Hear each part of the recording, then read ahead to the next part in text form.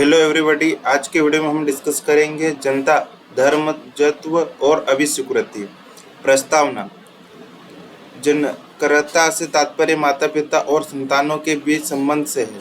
मातृत्व माँ और संतान का वैदिक संबंध है और पितृत्व पिता और संतान का वैदिक संबंध है। इन वैदिक संबंधों से कुछ अधिकार और कर्तव्य जुड़े हुए हैं, जैसे उत्तराधिकार के पारस्परिक अधिकार, भरण पोषण और संरक्षकता का अधिकार। जब एक व्यक्ति कानून की दृष्टि से दूसरे का पिता या माता माना जाता है, तब उस दूसरे व्यक्ति का पितृत्व या मातृत्व पहले व्यक्ति में सिद्ध माना जाता है। अब डिस्कस करेंगे अभिस्वीकृति। अभिस्वीकृति क्या है?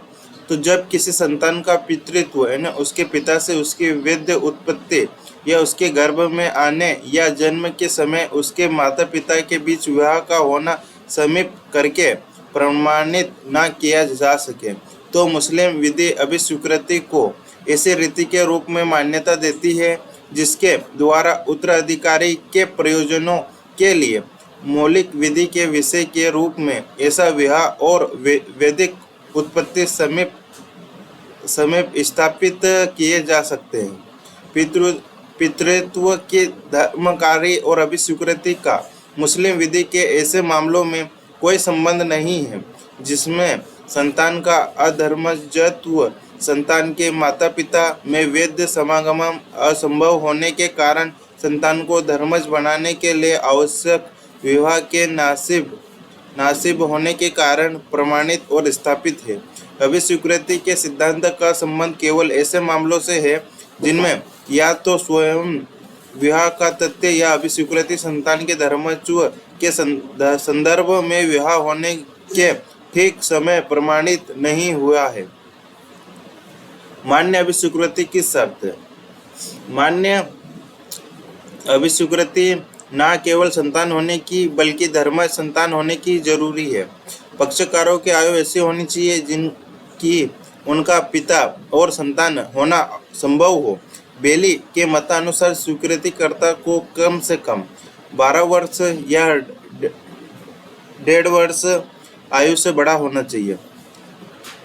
यह जरूरी है कि इस प्रकार अभिस्वीकृति की संतान किसी दूसरे की संतान ना समझी जाती हो। यदि वह संतान वयस्क हो तो यह जरूरी है कि वह अभिस्वीकृति की पुष्टि करे या उसे स्वीकार कर ले। स्वीकृतिकर्ता को संविदा करने के लिए सक्षम होना जरूरी है, अर्थात उसे वयस्क और स्वस्थचित्त होना चाहिए। अभिस्वीकृति का खंडन, इन्हें इसका जो भी है इसको डिस्ट्रॉय कैसे किया जा सकता है अभिस्वीकृति को, ठीक है। तो अभिस्वीकृति का संतान द्वारा अस्वीकारीकरण।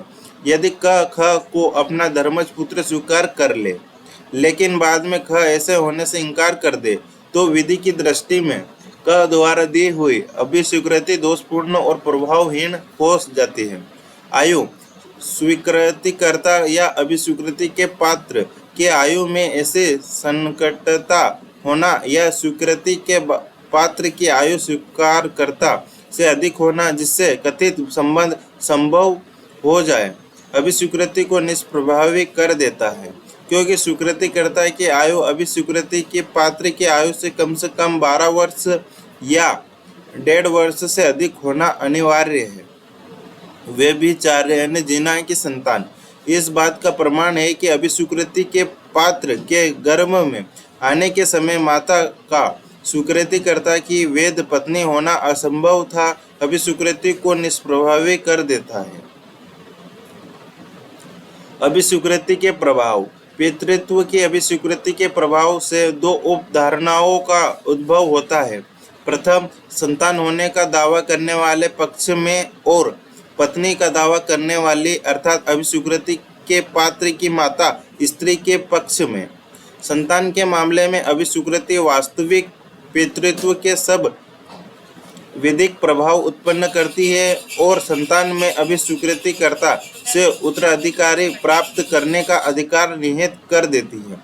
पत्नी अभिस्वीकृति पुत्र की माता के मामले में उसका प्रभाव यह होता है कि वह उसे वैध पत्नी की हैसियत और फलस्वरूप उत्तराधिकारी प्राप्त करने का अधिकार प्रदान करती है।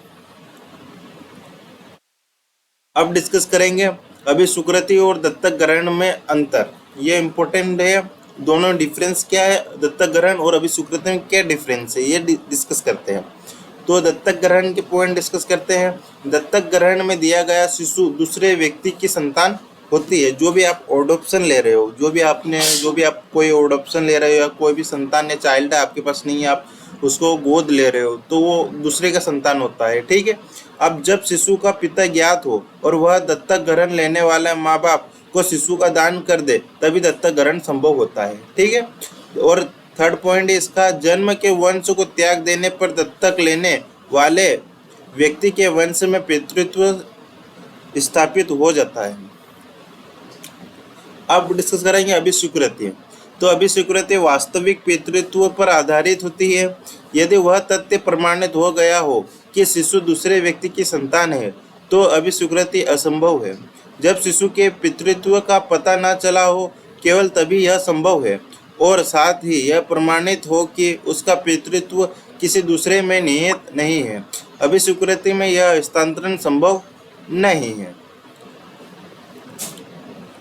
अब डिस्कस करेंगे केस लो। तो गौतम कुंद बनाम पश्चिम बंगाल राज्य, सेकंड केस है कनीज बनाम हसन का फेमस केस है, और थर्ड केस है मोहम्मद खान बनाम अली का केस।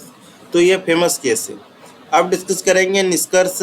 दत्तक ग्रहण और पितृत्व की अभिस्वीकृति में सारवन अंतर है कि दत्तक ग्रहण में दिया गया शिशु दूसरे का ज्ञात पुत्र अथवा पुत्री होता है, परंतु अभिस्वीकृति में यह आवश्यक बात होती है कि अभिस्वीकृति का पात्र दूसरे की ज्ञात संतान ना हो।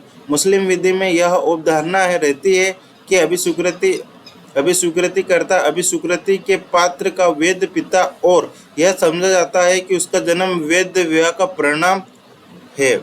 आपके लिए जरूरी सूचना, इस वीडियो के नोट्स वीडियो के डिस्क्रिप्शन बॉक्स में मिल जाएंगे, आप जाके डाउनलोड करके पढ़ सकते हो। आज के वीडियो में इतना ही। जय हिंद, जय भारत।